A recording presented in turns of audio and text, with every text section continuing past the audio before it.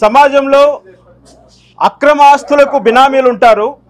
అక్రమ సంతానానికి బినామీలను సృష్టించినటువంటి ఘనత మన పార్లమెంటు సభ్యులు విజయసాయి రెడ్డి గారికి ఒక్కరికే దక్కుతుందని నేను చెప్తున్నా. ఎందుకు ఈ మాట అంటున్నానంటే, మా దళిత గిరిజన బిడ్డలను, ఆడబిడ్డలను ఏ విధంగా ఎక్స్‌ప్లాయిటేషన్ చేసి వారి రాజకీయ అవసరాల కోసం, వారి ఆర్థిక సంపదను పెంచుకోవడం కోసం వాళ్ళని ఏ విధంగా బలిపశులు చేసి సమాజంలో వాళ్ళ కుటుంబాలని ఎలా విచ్ఛిన్నం చేస్తున్నారో ఈ విజయసాయి రెడ్డి లాంటి వాళ్ళు, నాగార్జున రెడ్డి లాంటి వాళ్ళు, పెద్దిరెడ్డి ద్వారకనాథ్ రెడ్డి లాంటి వాళ్ళు, పెద్దిరెడ్డి రామచంద్రారెడ్డి లాంటి వాళ్ళు, సజ్జల రామకృష్ణారెడ్డి లాంటి వాళ్ళు, వీళ్ళందరికీ నడిపించేటువంటి కింగ్ జగన్మోహన్ రెడ్డి లాంటి వాళ్ళు శవాలు దొరికితే తప్ప రాజకీయం చేయలేనటువంటి సన్యాసి జగన్మోహన్ రెడ్డి ఈరోజు పరిగెత్తిపోయాడు శవం దగ్గరికి, శవరాజీయాల కోసం. ఏమయ్యారా జగన్మోహన్ రెడ్డి? నీతో పాటు జైల్లో గడిపినటువంటి ఏటు విజయసాయి రెడ్డి ఇంత అరాచకాన్ని, ఇంత జుగుప్సాకరమైనటువంటి వాతావరణాన్ని రాష్ట్రంలో సృష్టిస్తే ఆ విషయం గురించి నువ్వు పట్టించుకోకుండా శవరాజకీయాల కోసం పరిగెత్తి వెళ్ళావంటే జగన్మోహన్ రెడ్డి ఏమిటి ఈ దారుణాలు? ఎందుకు ఈ విధమైనటువంటి నువ్వు ఒక దళిత గిరిజనుల పట్ల వ్యవహరిస్తున్నావని మేము ఈ సందర్భంగా ప్రశ్నిస్తున్నాం జగన్మోహన్ రెడ్డిని. జగన్మోహన్ రెడ్డి కారణంగానే విజయసాయి రెడ్డి ఎంపీ అయ్యాడు. జగన్మోహన్ రెడ్డి కారణంగానే విజయసాయి రెడ్డి వేల కోట్లకు వారసుడయ్యాడు. కానీ తన వారసత్వాన్ని నిలబెట్టుకోలేనటువంటి ఒక ముసలి వయసులో ఈ విధమైనటువంటి ఒక గిరిజన మహిళను ఎన్నుకొని తన కోసం వాడుకొని ఈరోజు మదన్మోహన్ లాంటి వాళ్ళని ఈ విధంగా బజారు పాలు చేసి వాళ్ళ కుటుంబాన్ని విచ్ఛిన్నం చేసి ఈరోజు లేనిపోని నిందలన్నీ కూడా కమ్మ సామాజిక వర్గంపై వేస్తున్నాడు. నేను ఒక మాట చెప్తున్నా, దళిత గిరిజనులకు ఈ 5 సంవత్సరాలు అండగా నిలబడింది కమ్మ సమాజం. నాలాంటి జడ్జి పైన జరిగినటువంటి దాడులకు అండగా నిలబడింది. భారత పార్లమెంటులో మహోగమైనటువంటి మహాభియోగ తీర్మానం, ఇంపీచ్మెంట్ అనేటువంటి ప్రక్రియ కోసం సహాయం చేసింది కమ్మ సామాజిక వర్గం. ఈ దుర్మార్గుల నుంచి మా ప్రాణాలను కాపాడింది కమ్మ సామాజిక వర్గం. మమ్మల్ని రోడ్లపైన తరుముతుంటే, ప్రాణాలు అరచేతి పెట్టి మేము పారిపోతుంటే, మేము తినేటువంటి భోజనములో మన్ను కొడుతుంటే, మేము తాగేటానికి నీళ్ళు అడిగితే ఉచ్చ తాగండి అంటూ అవహేళన చేస్తుంటే ఆ రోజు మాతో హక్కును చేర్చుకొని మమ్మల్ని కాపాడింది కమ్మ సామాజిక వర్గం. కమ్మ సామాజిక వర్గం ఈరోజు మీడియాలో ప్రధానంగా ఉండవచ్చు. వాళ్ళు ఈ సమస్యలను ప్రజల ముందుకు తీసుకొని రావచ్చు. వాళ్ళ బాధ్యత అది, వాళ్ళ గురుతర బాధ్యత అది. ఆ పని చేశారు. మదన్మోహన్ గారి యొక్క కష్టాన్ని ప్రజల ముందుకు తీసుకొచ్చారు ఆ మీడియా వాళ్ళు. అంత మాత్రానికి ఎంతగా వాళ్ళని అవమానకరంగా మాట్లాడి పోటీగా మీడియా పెడతానంటూ మాట్లాడినటువంటి ఈ పోటుగాన్ని మేము ఒకటే ప్రశ్నిస్తున్నాం. DNA టెస్ట్కు నువ్వు ఎందుకు ఒప్పుకోవట్లేదు? 2016 నుంచి నువ్వు శాంతి గారితో చేసినటువంటి ప్రయాణం గురించి నువ్వు ఎందుకు ఒప్పుకోవట్లేదు? ఎందుకు నీ మధ్యలో బినామీ సృష్టించాలని ఒక పోతిరెడ్డి సుభాష్ రెడ్డిని ఎందుకు బినామీగా నువ్వు ఎక్స్పోజ్ చేయాలని చూస్తున్నావు? నీ ఘనకార్యానికి నువ్వే ఒప్పుకోవయ్యా. నీ కష్టార్జితాన్ని మరొకరికి ఎందుకు ఇస్తావు? నీ కష్టార్జితాన్ని ఇంట్లో పెట్టుకో. బినామీల పేరు మీద ఆస్తులు పెడదాం, అంతేగాని రక్తాన్ని కాదు. మీ వాళ్ళు అంటుంటారే, యూట్యూబ్లో చెప్తుంటాడు ఒకడు, ఇన్నా రే మన రక్తం దాన్ని మీరు ఇంకొకరికి ఇవ్వకండి అని. అదే మీ సంప్రదాయం, అదే మీ విఘ్నత. మారండి, మార్చుకోవడానికి ప్రయత్నం చేయండి, ప్రజల్లో మంచి పేరు తెచ్చుకోండి, మళ్ళీ అధికారంలోకి రండి, సంతోషిస్తాం. మారకుండా మేము ఇంతే, మేము ఇలాగే చేస్తాం, మిమ్మల్ని మేము అణిగి తొక్కుతాం, మీ ఆడవాళ్ళని ఈ విధంగా చేరుస్తాం.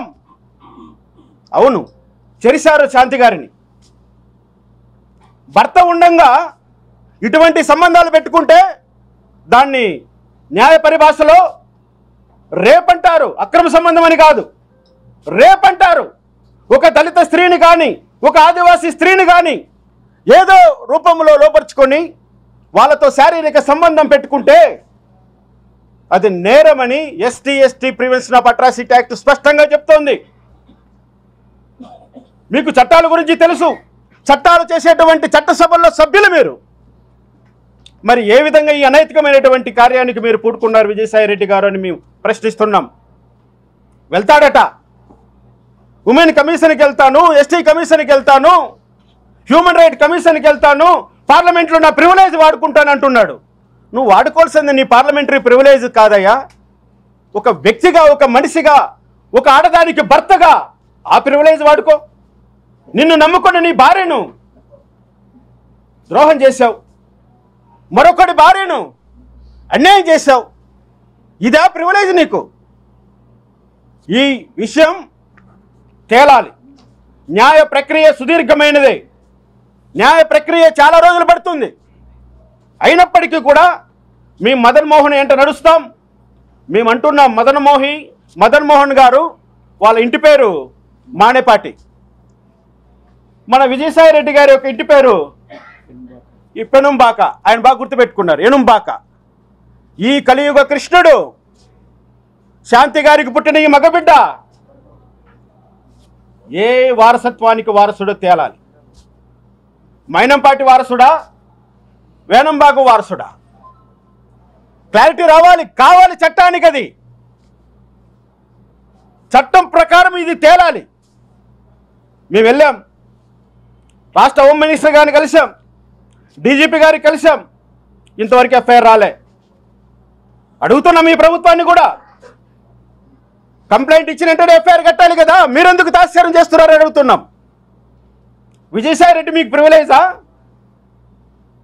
అడుగుతున్నాం ఈ ప్రభుత్వాన్ని కూడా, ప్రశ్నిస్తున్నాం మేము. మీరు ఎఫ్ఐఆర్ కడితే ఆ ముద్దాయిని కోర్టులో ప్రొడ్యూస్ చేస్తే కోర్టు ఆర్డర్ వేస్తుంది అతని DNA టెస్ట్కి పంపించమని. ఎందుకు తాత్పర్యం చేస్తున్నారు? ఒకవేళ విజయసాయి రెడ్డి గారు కానీ ఒక ఇంజెక్షన్ తీసుకున్నాడంటే నేను చెప్తున్న విషయం, 30 రోజులు ఆయనకు వీర్య కణాలు బయటకు రావు. ఏంటి చట్టములో ఉన్నటువంటి లొసుగులను అడ్డుపెట్టుకోదలుచుకున్నారా? టెక్నాలజీని వాడుకోదలుచుకున్నారా? ఆ బిడ్డకు నేను తండ్రిని కాదని నిరూపించుకునే అవకాశాన్ని విజయసాయి రెడ్డి కల్పిస్తున్నారా? వెంటనే అరెస్ట్ చేయాలి. ఎందుకంటే విజయసాయి రెడ్డి గారికి శాంతి గారికి ఉన్నటువంటి అవినాభావ సంబంధం ఈనాటిది కాదు, 2016 డిసెంబర్ నుంచి ప్రారంభమైంది. నేను కల్లారా చూశాను. ఇప్పుడు సోదరుడు చెప్తున్నాడు, నా భార్య జూనియర్ సివిల్ జడ్జి అవుతుందని దిగ్విజయ్ అనేటువంటి ఒక సంస్థలో నేను కోచింగ్కి పంపించాను.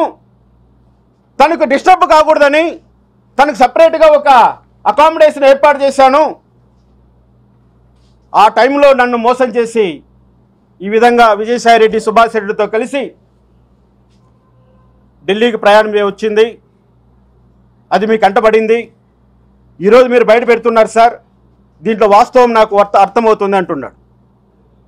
మేము అంటున్నాం, శాంతి గారిని ప్రలోభ పెట్టే విజయసాయి రెడ్డి ఈ నేరం చేశాడు.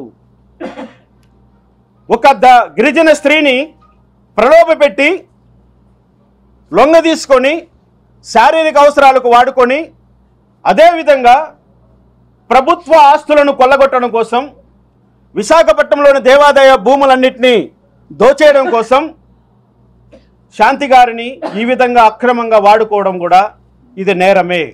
ఆమెను నేరం చేయడానికి ప్రోద్బలించిన వాడు విజయసాయి రెడ్డి. నేరం చేసిన వాళ్ళకన్నా నేరాన్ని ప్రోత్సహించి నేరం చేసేటట్లు ప్రలోభ పెట్టేటువంటి వ్యక్తి మొదటి ముద్దాయి అవుతాడు. ఈరోజు శాంతి గారు తన ఉద్యోగాన్ని కోల్పోయారు. ఛార్జెస్ ఫ్రేమ్ ఎదుర్కోవాల్సి వస్తుంది. తనకున్నటువంటి అక్రమాస్తులన్నీ ఈరోజు ప్రభుత్వం వాళ్ళు ఛార్జ్షీట్లో పొందుపరిచారు. తను ఈరోజు సమాధానం చెప్పుకోవాలి. ఒకవేళ ఏసీబీ కేసులు కానీ ఇందులో ఇన్వాల్వ్ అయితే సిబిఐ వస్తుందో, ఈడీ వస్తుందో, ఇన్కమ్ ట్యాక్స్ వస్తుందో, ఏ అర్ధరాత్రిలో ఎవరొచ్చి ఏ అధికారి వచ్చి ఇబ్బంది పడతారో ఆమె చాలా మనోక్షోభ గురయ్యేటువంటి అవకాశం ఉంది.